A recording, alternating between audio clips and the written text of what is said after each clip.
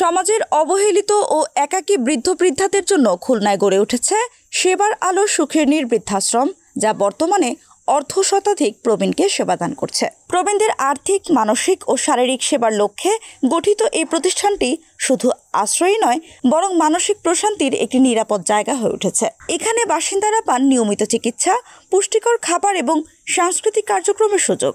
সংস্থাটির প্রতিষ্ঠাতা জানান, বৃদ্ধাশ্রম শুধু থাকার জায়গা নয়, এখানে ভালোবাসা ও যত্ন দিয়ে প্রবীণদের স্মৃতিলোপগ্রস্ত বাকশক্তিহীনদের জীবন সুন্দর করার চেষ্টা করছি। স্থানীয় সমাজকর্মী ও স্বেচ্ছাসেবকরা নিয়মিত এই বৃদ্ধাশ্রমে এসে বিভিন্ন সেবামূলক কার্যক্রম পরিচালনা করেন। অনেক বৃদ্ধ-বৃদ্ধা জীবনের শেষ অধ্যায়ে এসে পরিবার থেকে বিচ্ছিন্ন হয়ে পড়েন। সেবার আলো সুখের নীড় বৃদ্ধাশ্রম তাদের নতুন এক পরিবার হয়ে উঠেছে। সমাজের সামর্থ্যবান ব্যক্তিদের সহায়তা পেলে এই বৃদ্ধাশ্রম আরও উন্নত সেবা দিতে পারবে বলে আশাবাদ ব্যক্ত করছেন সংশ্লিষ্টরা।